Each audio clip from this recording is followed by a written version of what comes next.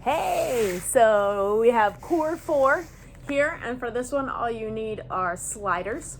You can use sliders, furniture sliders, you could use exercise sliders, you could use paper plates, you could just use socks on a slippery surface.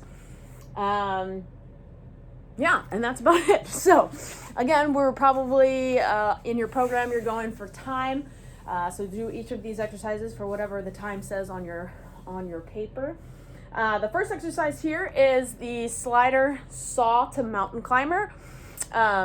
So for this one, we just put our feet on the sliders. We're going to bring ourselves into, so you have a couple different options for a hand position. So one, obviously, is spreading our fingers nice and wide, like we always talk about. Thumb and pinky as far away from each other as we can. And then just pushing, think about like some, I was kind of think about energy tubes, like coming up from the ground, pressing you up to keep you nice and strong through your arms. So that's option number 1. Option 2 is to be up on the fists, and then option 3, you could be down on your forearms. So any of those are fine, whatever feels best for your wrists. If your wrists are bothering you, then maybe choose a different hand position. So from here, we're gonna have our fingers spread wide. We're gonna lengthen. Think about somebody pulling you up from the scruff of your neck, and then bringing yourself up into that push-up plank position. Shoulders are over our wrists. And then from here, we're gonna be doing a saw, which is just a shift backwards, a shift back forwards, and then it's a mountain climber and mountain climber. So we're thinking of that scruff, pulling up the whole time, pull back in, mountain climber, mountain climber. Saw is the shift back, shift in, mountain climber, mountain climber. Again, if I wanted to do it from my fists, I would just plant my fists on the ground, shift back, shift in, mountain climber, mountain climber, back, in, mountain climber, mountain climber. So as you push back, that's kind of easy. It's pulling back in that's a struggle, with really trying to keep your body in that straight line, and don't let those hips pike up to really try and pull you in, but just strong, stable arms or core pulling you back in towards your arms. And then that last option was down on your forearms, and you could do the same thing here. Shift back, in, mountain climber, back, in, mountain climber, mountain climber. Okay, so the big one here is just making sure you're thinking about being pulled up by the scruff of your neck so that our head stays in line, which will help the rest of us stay in line.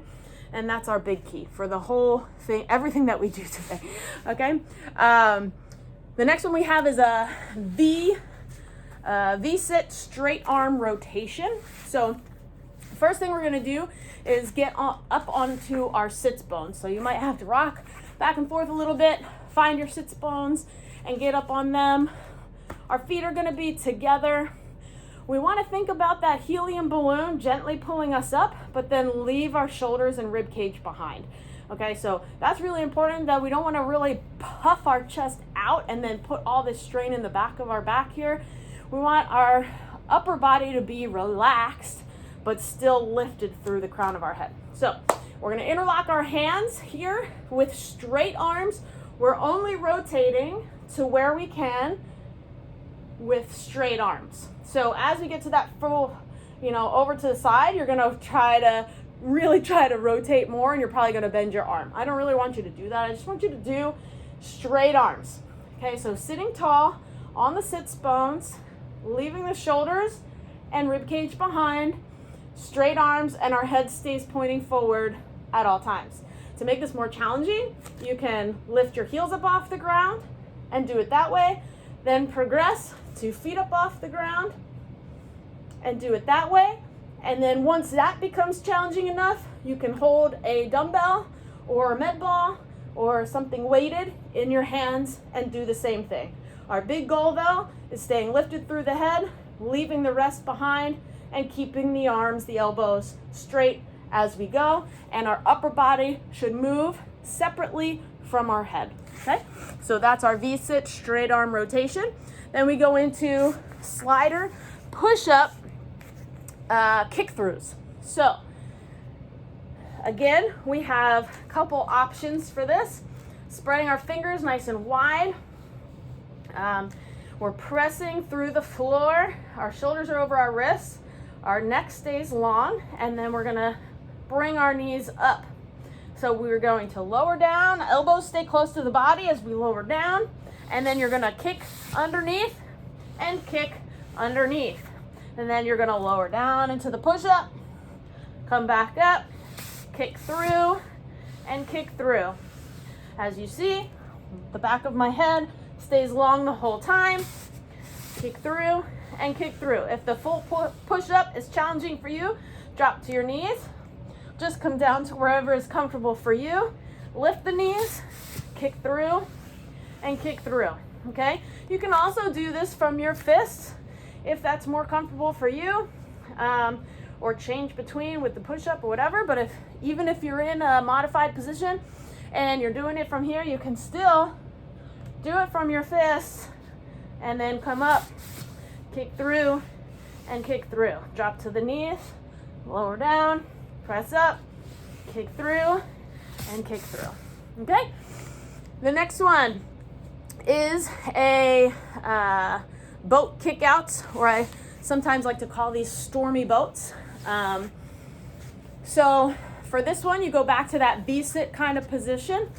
So this time we are gonna lift our feet up off the ground, okay? And then you can use your hands. So at first, use your hands lightly, just your fingertips. You're kind of gonna rock back a little bit and have soft hands. You're gonna rock onto one sit bone. You're gonna kind of sink back with your torso and extend the legs out. Bring your legs back in, rock to the other sit bone, sit back, and come in. So if your glutes are tight, this might also be a little foam roll for you in your glutes. But rocking out, kick out, bring in, and rotate. As this gets more, a little bit easier for you, you can bring your hands off the ground and do the same thing. Okay, come in, rock, extend, in, rock, extend, in, rock, extend, in, rock, extend. Okay, this one's really going to help work those obliques, and no shame in using the hands on the ground to make sure you have the right muscles working and the good form and all of that first. You're nice and comfortable with the exercise, and then start progressing into the a little bit more advanced version of it. The next one is slider bear extensions. So for this one, we have, again, the sliders are under our feet. We spread our fingers nice and wide, or you can use fists. We're gonna have our shoulders right over, let's move up a little bit. We're gonna have our shoulders right over our wrists. And all we do is hover with our knees. So again, if you need to, go through a little cat-cow or a little sacral rock, just to make sure we're in neutral. Our head is pulled up by the scruff, and then we gently lift or float our knees just so off the ground. And we're gonna stay here, and then you're just extending one leg out, bring it in, extend the other leg out, and bring it in. Extend, in, extend, in. The knees stay hovered off the ground the whole time. Our body remains in a nice, stable position.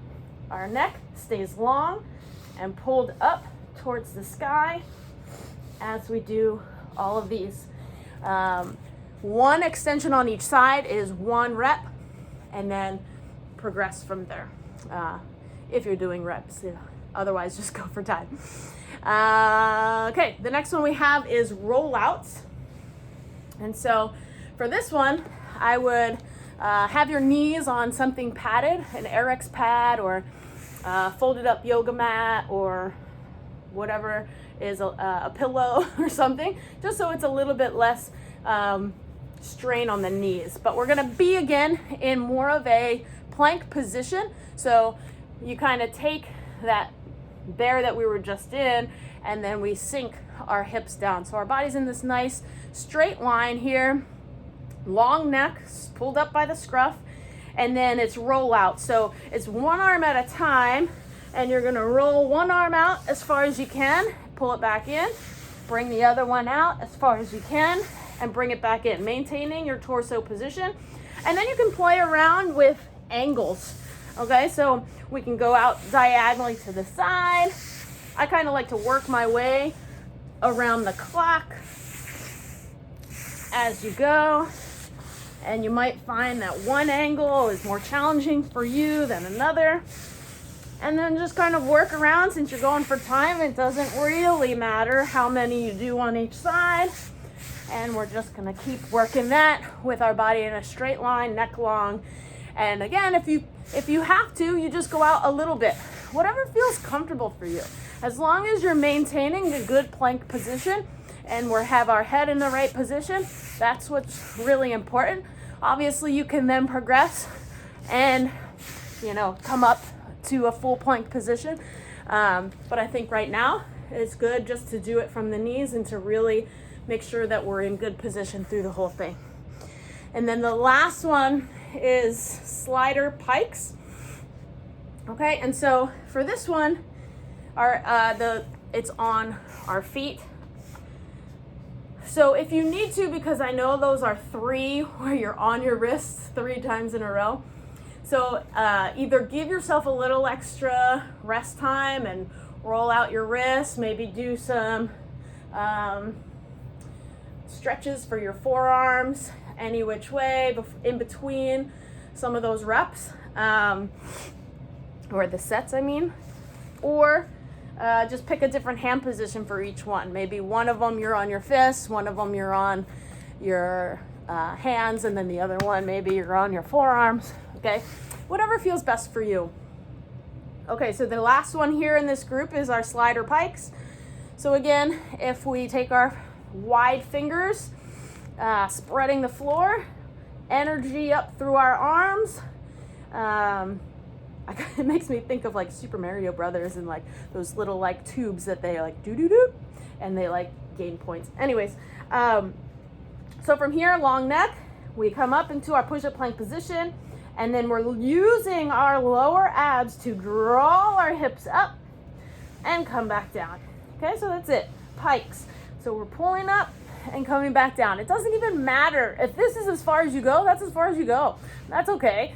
I'd rather you go a little bit less but use your lower abs than really trying to bring yourself up as high as you can and use your upper body, your arms, your mobility maybe that's in your shoulders to get the job done. I want it to focus on the lower abs as you pull up. And the slower you go, the more likely you're going to find if you have any compensations that are in your kinetic chain, because if you can't do it slow, you can't do it fast.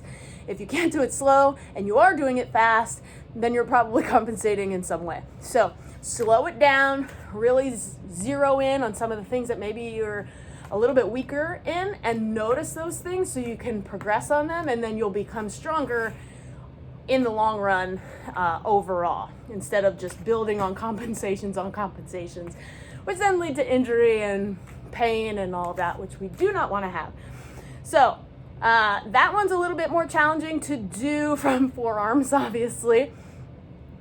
So if you were going to do one of those, I would probably pick, I don't know, maybe just take more time in between to do, or do one of them with fists, or do a hands, then fists, then hands, or something like that. So anyways, good luck with that. Let me know if you have any questions, if you need anything to be changed, and we can always do that. So have fun. Enjoy.